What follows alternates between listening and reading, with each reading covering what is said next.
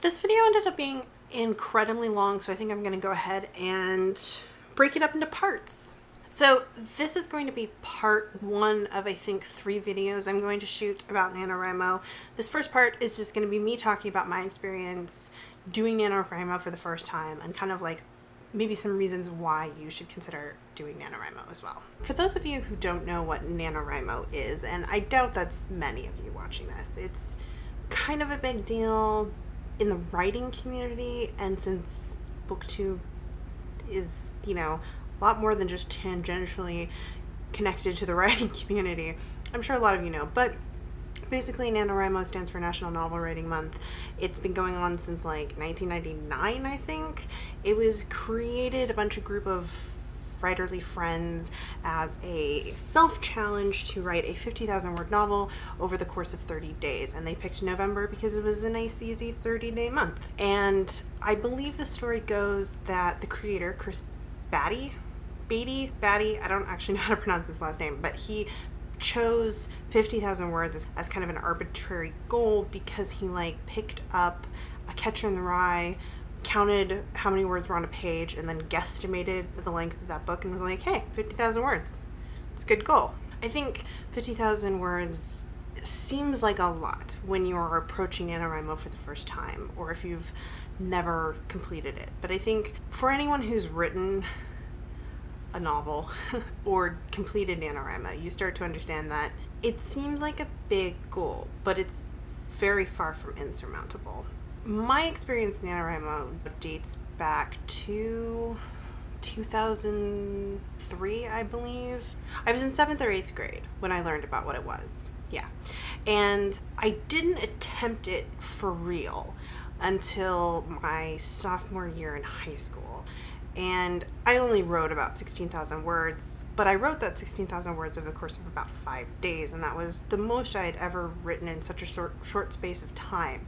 And it was incredibly empowering, but I wasn't planning on being a writer. I was just doing it for fun. So, a couple years goes by, and if you're a student, I think November is a difficult month. And it wasn't until college that I, tried to do NaNoWriMo again. I attempted it several times with varying results. I usually got about 20,000 words written in the first half of the month, and then my participation petered out. And I think that's a pretty common thing that happens with people who attempt it. And there's nothing wrong with that. It was definitely a learning experience. In the course of doing those kind of, failed attempts, I actually rewrote a couple of books multiple times, which in itself was a learning experience. Starting and restarting, essentially redrafting an idea, exploring it from different angles. Those were all learning experiences, even though I wasn't winning NaNoWriMo, even though I wasn't finishing a novel. You have to, I think, go through a degree of learning just how to write and how to tell a story, and so in that regard it was extremely useful. Flash forward a couple more years, I think it was 2013, I had changed colleges for the 3rd or 4th time. I had moved back home. It was summer, and there are summer writing events within the National Novel Writing Organization called Camp NaNoWriMo, and I was playing with the idea of attempting it. And my reasons for this were that I couldn't get a job. This was 2013, so this was a really bad economic time, no jobs, and I had no money. I was desperate to do anything that could potentially, maybe down the road, earn me a little money, I decided to go ahead and do NaNoWriMo, Camp NaNoWriMo, and this was in June. I challenged myself not to try to write literary fiction or anything like that, what I considered highbrow fiction, something that I was really concerned with, the sentence quality of every single sentence in the book. I decided I wasn't going to do that.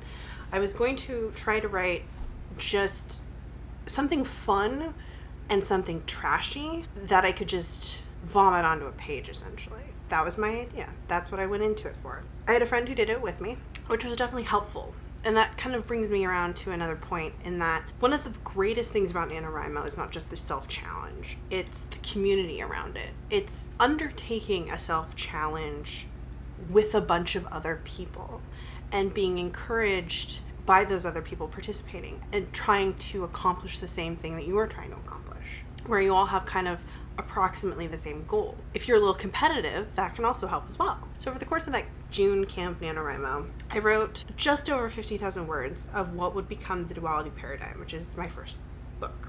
And once you win NaNoWriMo the first time, at least in my experience, it's a lot like climbing a mountain.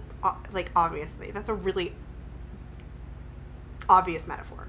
But once you've done it, once you realize that you can do it, and I think once you realize that it's not actually as difficult as it seems, the mountain is not as high as it looked from the ground, it's not insurmountable, it is entirely doable, it makes it so much easier to do it again, which is, I think, one of the other great things about NaNoWriMo. If you can have the discipline to do it and to complete it, it can help teach you how to write.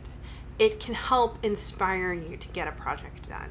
And it can also teach you that writing a full-length novel is not as difficult as it seems. Writing 50,000 words in a month is not as difficult as it seems. So since that initial win, I haven't done I think I've done November's NaNoWriMo every single year. I haven't always done Camp NaNoWriMo. It kind of fluctuates. I think I end up doing it kind of like every other year. So if you want to hear my answers to the questions I got about my experience with NaNoWriMo, I will link that video down below, and you can continue watching this little mini series. Thanks for watching, and be sure to subscribe. I'll see you guys in my next video.